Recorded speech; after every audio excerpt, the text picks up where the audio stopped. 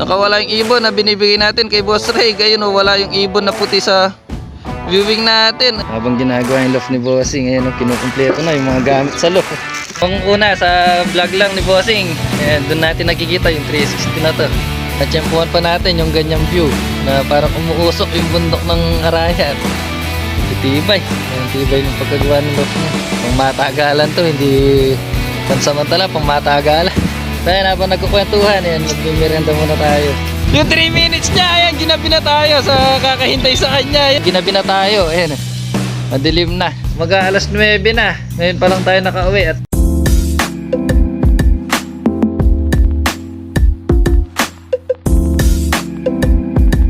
good morning po sa inyo lahat.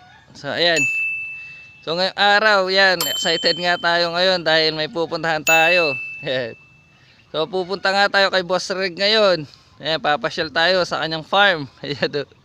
So kaya medyo excited tayo. Tsaka mamayang hapon naman ay pupunta tayo sa ating kumpare para kuhanin yung mga kahoy na binibigay niya sa atin. Ayun. So ayan, mag-aayos-ayos na tayo para makapasyal na tayo kay Boss Reg. Ay, ala. So may ibong puti sa ating labas ng loft. Ayun o. So kung makikita nyo, kaso wala yung isang puti sa ating viewing. Ay, nakawala yata yung ibon na binibigay natin kay Boss Reg. Di pa naman sanay ito. Ito nga o, ayan o. Nakawala yung ibon na binibigay natin kay Boss Reg. Ayun o, wala yung ibon na puti sa viewing natin. Ayun, nasa labas. Ito yung ibon o. Hindi pa naman sanay ito. Sana wag siya lilipad. Ay, kabado nga tayo nito. Sana mahuli natin. So ayan yung ibon o. Sana wag siyang lumipad. Ayan o, medyo kabado tayo. Ayan o. Open pa naman dito sa atin. Ayan o. So sana pumasok siya dun sa ating loft. Yun o. Ayan. So ayun siya. Nakita na niya yung kanyang mga kasama. Ayan, sana mahuli natin. So guys, ito, nakuha ko na oh. Ayan oh. Napawi yung kaba. Ay, yung ibon ni Boss Reg oh. So dito siya nakalabas. Ayan oh. Dito sa may butas na punit. Ayan. So buti na lang hindi siya lumipad. Ito, nahuli natin. So ibabalik na natin dito sa mga kasama niya para maya maya ay mailagay na natin sa kahon para madala na natin kay Boss Reg. Ayan. So yung ibon oh. So ayun yung ibon ni Boss Reg oh. Pinakaba tayo ngayong umaga. Ayan. So mag-ayos-ayos na tayo para makapunta na tayo kay Boss Reg. Ayan. So Boss Reg, abangan mo na ako. So heto na yung mga ibon ni Bossing. Ayan oh. So naka-ready na rin tayo. Kaya tara, alis na tayo. Nandito na tayo sa kanto papasok kila Bossing sa may San Nicolas. Ayan. Malapit na tayo kila Bossing. Ayan oh. So medyo hinahanda natin yung sarili natin dahil kabado tayo. Ayan. So makikita na rin natin yung loft niya. Ayan, tara na. So ayan, nandito na tayo sa location ni Bossing. At tingin ko ito yung, at heto yung kanyang location oh. So hinihintay lang natin si Bossing. So nag-chat na tayo sa kanya na nandito na tayo. Ayan.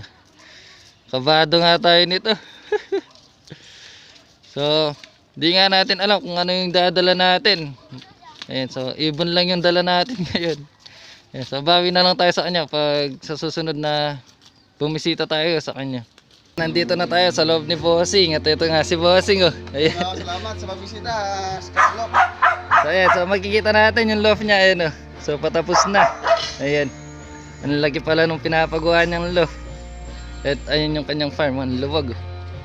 So ayan, nandito naman tayo sa mga ibon ni Bossing. Ayan oh. So ang dami pala.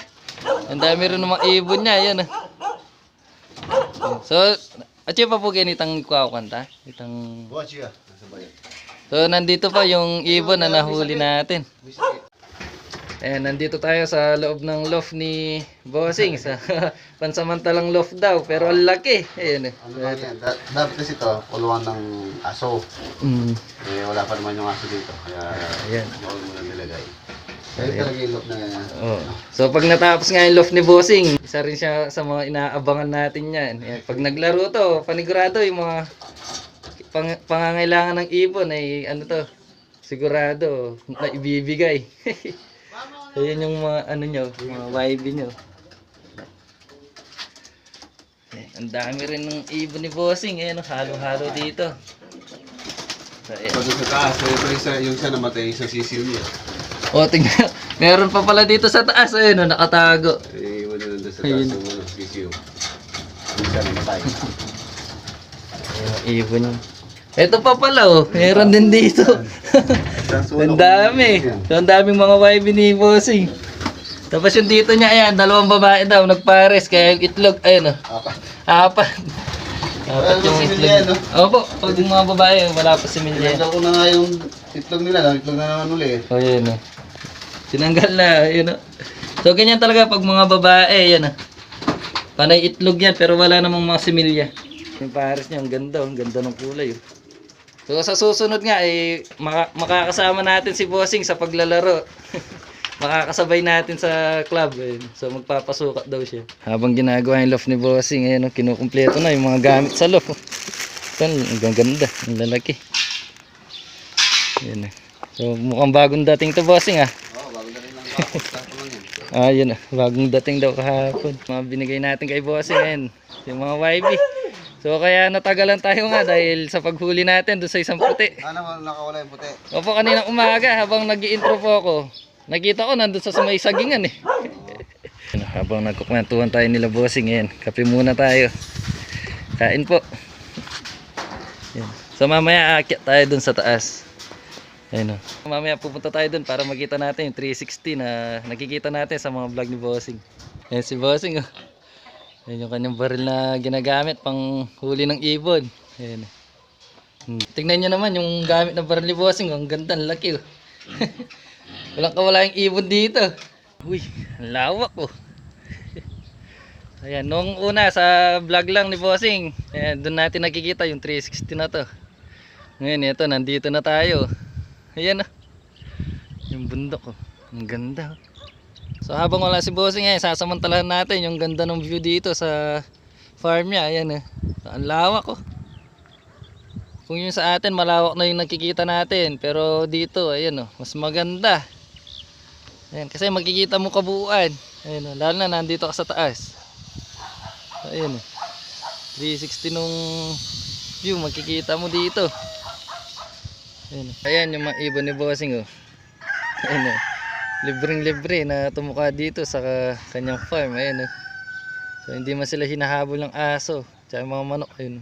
May mga aso siya pero hindi man ginagalaw yung mga ibon. Ayun, ang babait ng mga aso niya. Ayun. So kung sa atin lang to, baka hinahabol na ng mga aso.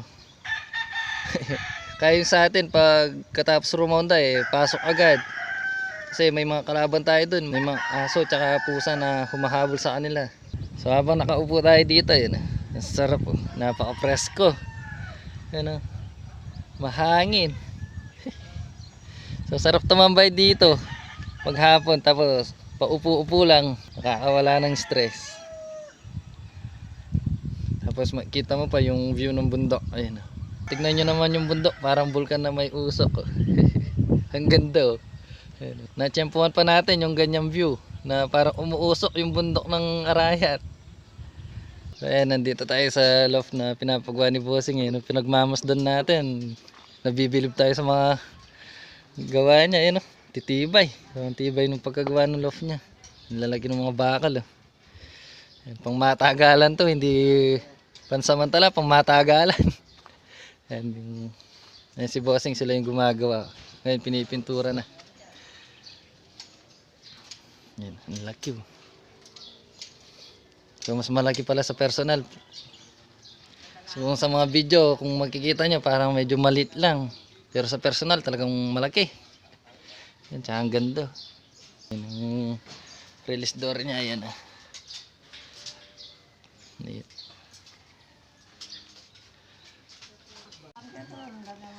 So yan, si Bossing may kausap lang saglit na kliyente. Ayan. So dito muna tayo nagkikipagkwentuhan sa mga kasamahan natin dito kay si Lolo Boy. Ayan. Si Lolo. Ayan. So ayan, habang nagkukwentuhan tayo, ayan, sarap ng kwentuhan dito kila Bossing. Kaso oras na para tsaka magpapakain pa tayo. Ayan, tanghali. Ayan, at ito si Bossing, ayan, oh, patapos na yung kanyang loaf. Sino lang? Ay, mo pala yung kalapati ko mga punin ito. Yung mga, yung mga bagong ibon daw ni Bossing. Ayun. Kumain, umiinom, may nagbirilyo. Ayan. Kasi namimigay ko na eh. Ayan, sa mga may gusto, ayan, wag na daw iparaffle, kunin nyo na lang. Masipag, kaso mapili. Na magastos. Ayan, sarap ng kwentuhan dito, kaso magpapauna na tayo. Ayan, ito si Bossing. Ayan. Maraming salamat sa mga subscriber ko na nag-subscribe kay Scraplock. Maraming salamat sa suporta. Ayan, so maraming salamat din kay Bossing sa suportang binibigay niya sa atin. Ayan. So, uuwi na nga tayo para mapagpahinga na rin si Bossing. Tsaka magpapakain na tayo. So, bago nga tayo umuwi, ayan yung pinangako natin. Ayan, bago tayo umalis, magpapapicture tayo dito sa motor ni Bossing. Ayan yung mga idol natin. Ayan. So, papapicture muna ako. So, ayan, pauwi na tayo. Ayan, galing kay Bossing. So mamayang hapon nga pupunta tayo sa kumpare natin para kuhanin yung mga kahoy na gagamitin natin para sa ating breeder cage. Uwi muna nga tayo para magpakain ng ating mga ibon. Ayan, let's go. So ayan, nakauwi na nga tayo galing kay Boss Reg. Ayan. So ngayon magpapakain muna tayo ng ating mga breeder. Ayan. So hindi pa nga sila kumain ngayon tanghali. Ayan, gutom na sila. So pakakainin ko muna. So ngayon naman yung ating mga stock bird naman yung pakakainin natin. Ayan, at habang nagpapakain tayo, ayan dumating yung ating mga tropa. Ayan. Ayan, so tinitignan yung ating mga ibon. So ayan yung ibon natin naiwan. Iratang bagay ini, yatad ko lang. So ayan, habang nagkukwentuhan, ayan, magmimerienda muna tayo. Ayan, kahit pa-soft drinks lang muna. Ayan. So dito nga tayo sa ilalim ng mga sagingan natin. So napaka-presko dito kaya dito tayo tumambay. So ayan, habang nagkukwentuhan, ayan, napagtripan nila magpalipad ng ibon. Ayan. So sinabay natin yung dalawa nating gagawing breeder para maipagpag yung kanilang mga katawan. Ayan. Sige. 1. Ito, 1. Ma'am na, may binulusing mo itong. So ayun, lumipad na. So para maipagpag yung dalawang ibon natin na ginagawang breeder, ayun, pinalipad natin. Ngayon naman, nandito na tayo sa meeting place namin ni kumpare. Ayan So ngayon naman, nandito na tayo sa may San Simon, Pampanga. Ayan. So dito nga natin kukunin yung mga kahoy na binibigay ng ating kumpare. Ayan, malapit na siyang lumabas, kaya dito na lang tayo maghintay sa kanya. Nag-chat na nga yung ating kumpare na papunta na daw siya dito, kaya abangan na natin siya. Dumating na yung ating kumpare, hinihintay. Yung isang yung 3 minutes niya, ayan, ginabi na tayo sa kakahintay sa kanya, ayan So ayan, yan si kumparing Rex. Ayan, yung alasan ko niya, ginabi na tayo. Ayan, so pupunta na tayo dun sa bahay nila para kuhanin yung mga kahoy.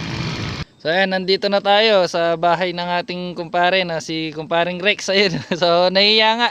So nahiya pa siya kaya nagtatago. At ito yung mga kahoy na binibigay niya sa atin. Ayan. So kasya na siguro to sa paggawa natin ng breeder cage. Ayan. So isasakay na namin sa ating sasakyan. So ayan, nalagay na natin yung mga kahoy na binigay ng ating kumpare sa ating service. Ayan. So ang dami. So makakagawa na tayo ng mga breeder cage dito. Ayan. So videohan ko na lang ulit mamaya pag uwi. So medyo ginabi na tayo. Ayan. Madilim na. So maya magpapauwi na tayo niyan. So ayan, kakauwi nga lang natin. At ito yung mga kahoy na binigay ni paring Rex. Ayan Marami nga to. Hindi lang masyadong kita kaya kasi gabi na. Bukas papakita natin ulit kung gaano ito karami. Ayan. So binaklas nga natin yung iba para maikasya. Ayan sila. Ayan. Alas 9 na. Ngayon pa lang tayo nakauwi. At ito pa yung mga plywood na gagamitin natin. Ayan. So hanggang dito na lang. Salamat.